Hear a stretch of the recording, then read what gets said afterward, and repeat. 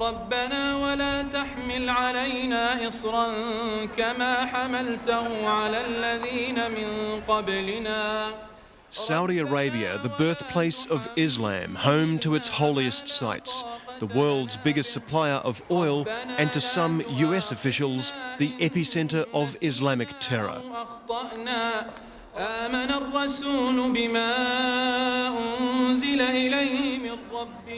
The Saudi government denies that charge, but the growth of Saudi extremism affects us all, and as we'll see, is now thought to have links to the Bali bombing.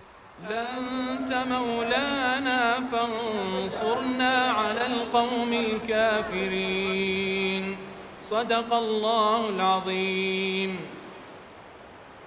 This is Abha. 15 of the 19 September 11 hijackers came from here in Saudi Arabia's rugged and conservative southwest.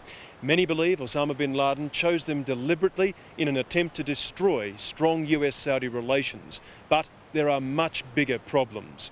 In rare access to the closed kingdom, we confront charities designated by the United States as fronts for funding Islamic terror and discover a deep-rooted anger at United States policies across the Middle East.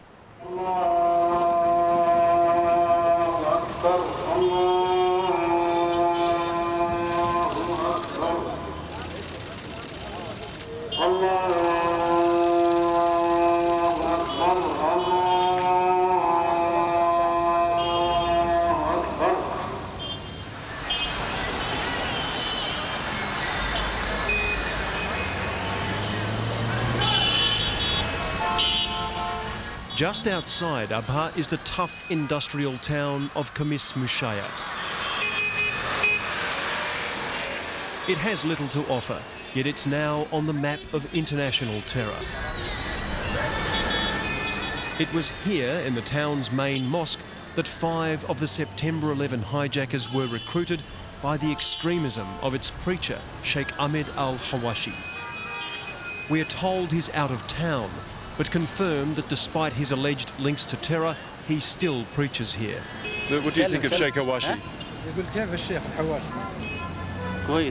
Good, very good. Good man. Good man. The Sheikh's links to September 11 are simply denied.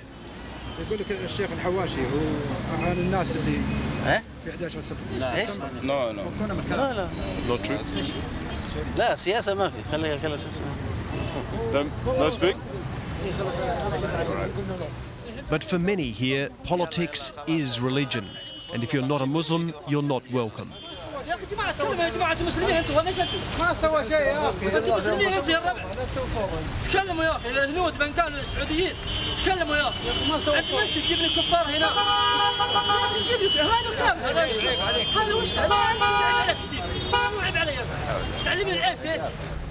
Saudi Arabia is dominated by men like these. They propagate a puritanical form of Islam known as Wahhabism. It controls much of the education system and social life, at times calling for jihad against a disbelieving West. Okay, why are they angry? What's the problem? Criticising them has sparked death threats, but one who dares to is Abha journalist Saad Aswailim. Through mixing ideology with politics, they push the younger people towards the extreme form of Islam. I believe they force politics into religion. They dress politics as religion, and they present political programs, political ideologies as the essence of religion.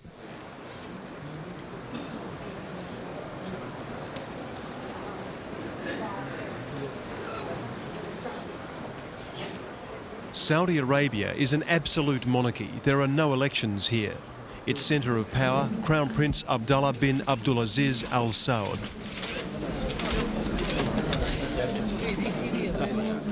As is his royal obligation, once a week Crown Prince Abdullah receives supplicants seeking direct aid. 100 years ago, his family unified the nation with the backing of strict Wahhabi clerics, and they cut a deal. The royals would run politics and the economy.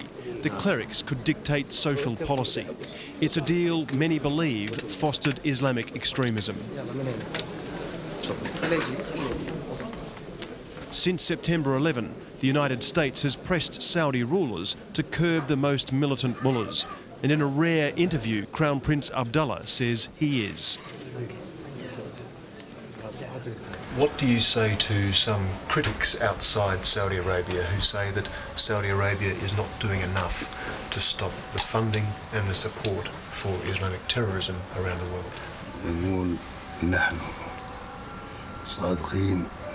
صادقين فيما نقول والأموال وما الأموال كلها إذا كان في شيء وقف مع أنه أول يعني ما عندنا خبر إذا كان في شيء أما الصحف وما الصحف هذه عارفين أنتم وحنا عارفين من يعني اللي وراها. But blaming a Jewish American smear campaign is no longer enough. Saudi Arabia's problems start at home.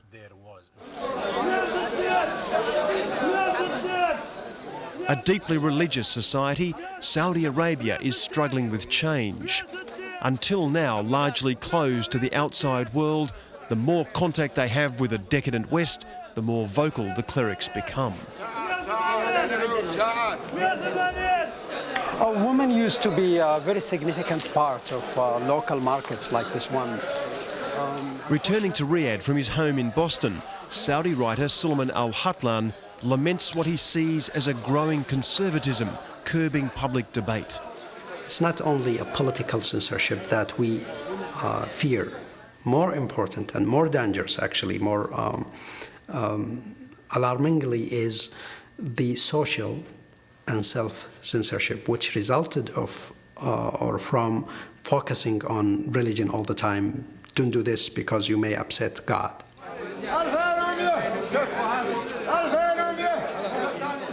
For many Saudis, pleasing God means defending fellow Muslims, and what they see as biased US policies only increases support for the extremists. The more the Palestinians are oppressed, and the more the Americans are supporting Israel, the more popular bin Laden and his like becomes. I think the core issue is Palestine. So definitely the trend of fanatism or extremism cannot stop at any point before we really look seriously at the Palestinian issue.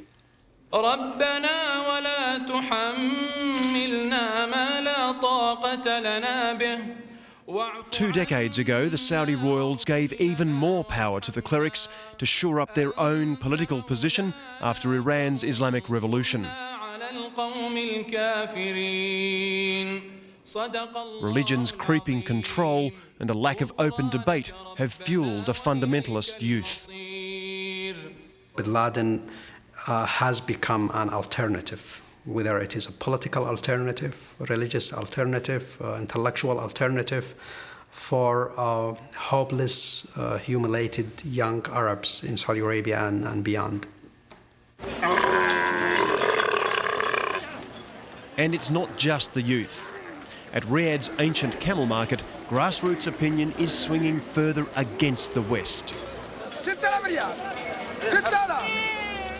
No fans of Saddam, Saudis feel the looming war in Iraq is just another unwanted American intervention in Muslim affairs.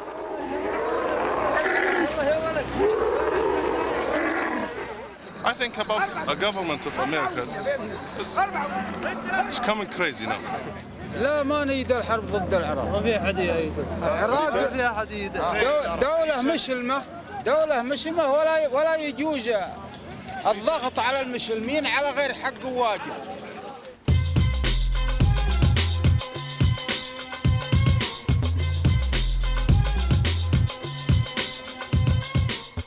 As tension between Arabs and America grows, one man stands out as seeing it from both sides. And so why the TVs? I have to watch so many channels simultaneously, whether it's in business, or economics, or politics, or finance, or religion. Prince Alwaleed bin Talal is the world's richest non-American. So rich, the TV room in his $200 million Riyadh palace is full of wildlife.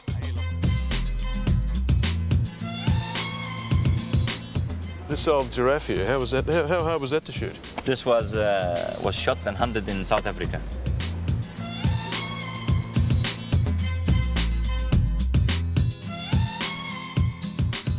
Prince Alwaleed is the biggest single foreign investor in New York, a major shareholder in Western entertainment, and a generous supporter of Palestinian charities.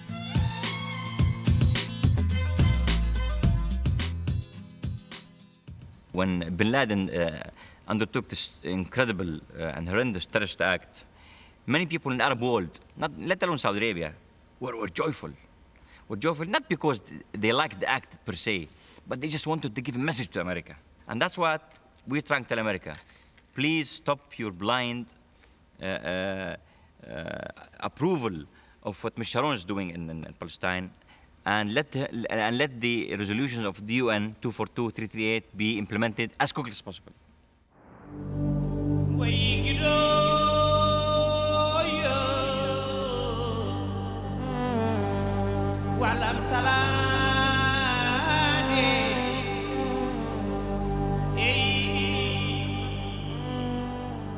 Prince Alwaleed's new $700 million tower stands alone in Riyadh as a symbol of confidence in the country. Few of the oil billions have been reinvested here, and while Saudi Arabia aspires to the spoils of wealth, its society struggles with contradiction.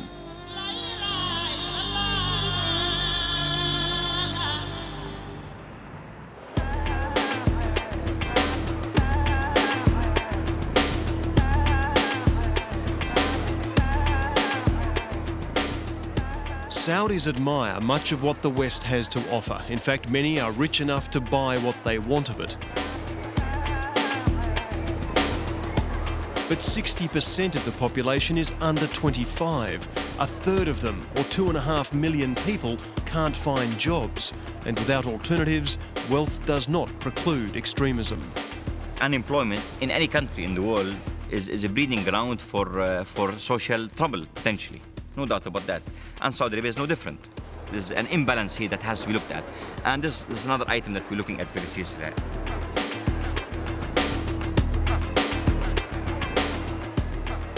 Riyadh's fanciest shopping mall may look like anything in the West, but beneath the surface run fanatical social controls. Life is patrolled by the feared Mutawa, or morality police, who have the power to jail those not behaving with proper piety.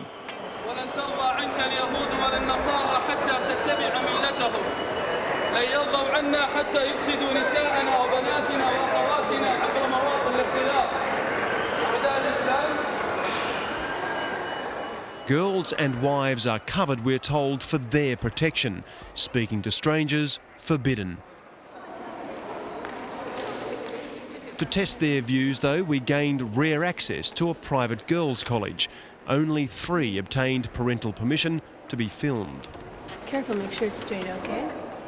20-year-old Maha Kalawi and her friends are all studying graphic design, yet differ on the impact of bin Laden. It stood up for the people who were quiet. Angry people. Muslims? Yeah. No, that's not where. No. No, Muslims don't. This is not a Muslim action. He's basically saying, he's telling the states, I'm not afraid of you. Even for these young women, Islam defines their difference with what they see as an aggressive West. It's like you have to choose sides. You know, the way Bush is acting, it's like you're either with me or against me. The way they're, you know, if you make us choose between our religion, you know, or helping you hurt our people, you know, we're gonna, choose our religion basically, because it's, you stick with your people.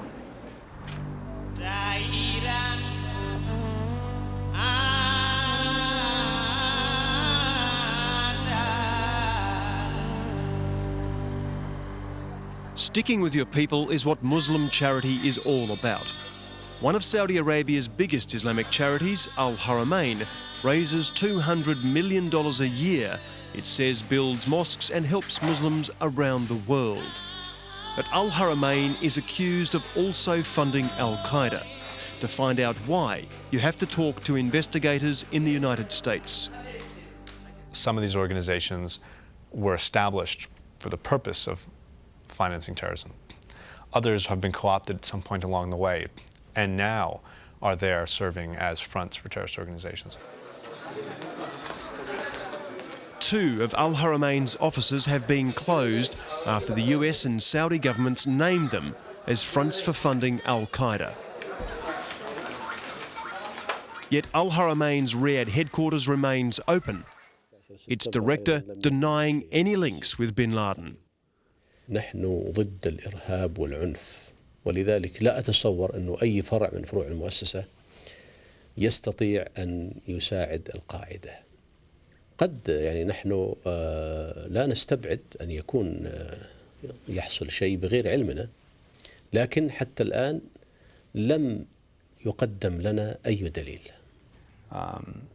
A former FBI analyst, Matt Levitt, says Al Haramain has funded Islamic terror in Southeast Asia. We now know through the confessions of Omar al-Farouk, who is al-Qaeda's primary liaison to the Jemaah Islamiah in Southeast Asia, that the Jemaah Islamiah was being funded in large part by wealthy Saudis, primarily through the Al Haramain Islamic Foundation there. So we've confirmed that Omar al-Farouk visited Al Haramain in Makassar, but that's all. That's all we know. 1 or 2 times they told me. Right. And did he receive money from them? No, you know, يعني هو كان عاطل عن العمل، هو عربي وعاطل عن العمل في إندونيسيا. فكان إذا وجد أي جهة عربية يحاول يتصل بهم.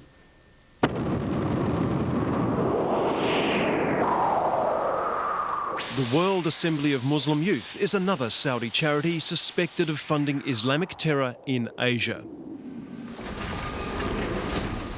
Since September 11, the Saudi government says it's imposed tight new controls on Saudi charities to stop their funds reaching terrorists. So this is where we keep our committees of volunteers. But the charity's deputy director, Salah Babir, reveals the cash flowing through Muslim charities is beyond government control.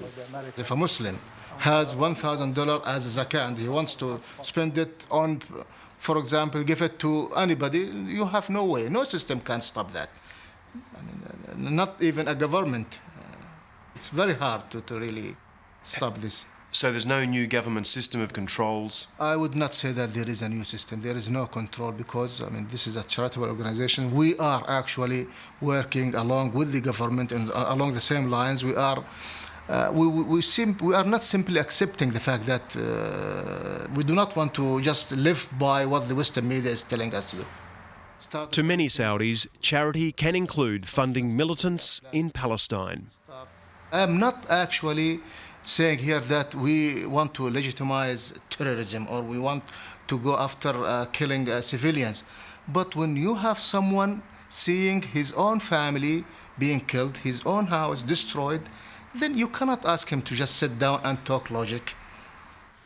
Well, But there's new pressure on these links. Working for the families of the victims of September 11, Washington lawyer Allan Gerson is suing Saudi charities, banks and even royal family members for $2 trillion for allegedly financing the attack. In many respects, having money around and allowing that money to go to the wrong sources is like providing a gun. As well as links to September 11, Gerson has discovered disturbing new claims that Saudi money funded the bombing in Bali. We have seen evidence of money that went from Saudi sources that went through the medium of various entities in Europe to support terrorist cells there. If you connect the dots between terrorist cells in Europe and terrorist cells in Europe that received financing from individuals and entities in Saudi Arabia, those terrorist cells in Europe definitely had connections with Bali. There have been several reports, the most recent of which was written at the request and for the United Nations, which document the fact that Saudis have, over the years, agreed to finance certain radical Islamic organizations on the silent condition that their operations and that their recruitment would be abroad and not at home? Look, you're referring to the media reports that say Saudi Arabia bribed or Saudi Arabia paid off Bin Laden, al-Qaeda to be out Saudi Arabia. This is not correct at all. This is just media reports. Completely not correct, because Bin Laden's official position years ago was not only to hit America, but also to hit Saudi Arabia. He is anti-Saudi Arabia. He is anti-ruling family. He is anti-presence of American troops in the Gulf region. So how could how could someone dare to say that we were financing him and telling him to be outside of our country when he's trying to topple our regime here?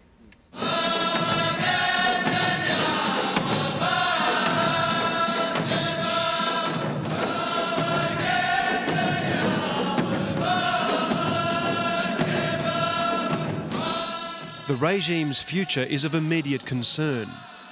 Saudi Arabia's ruling royals unified the nation at the point of the sword, a campaign they come together once a year to celebrate.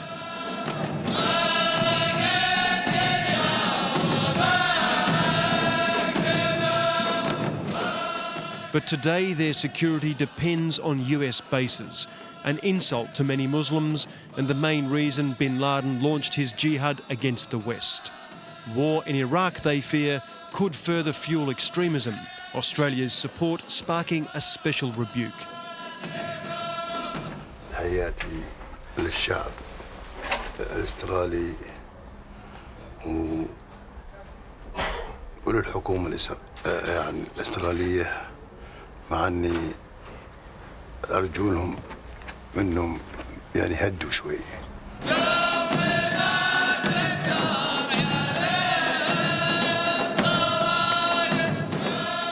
Many consider Crown Prince Abdullah more progressive than his society, but he's caught in a dilemma. Crack down on extremism and risk a Muslim backlash, don't do enough and upset the West.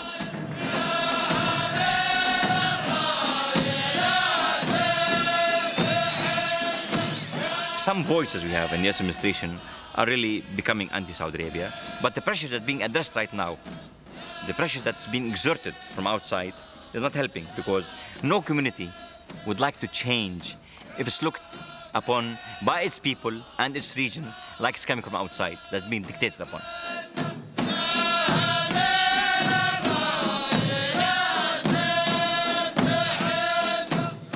The Saudi system produced bin Laden and his suicide fighters, but American policies have given him a popular reason to fight.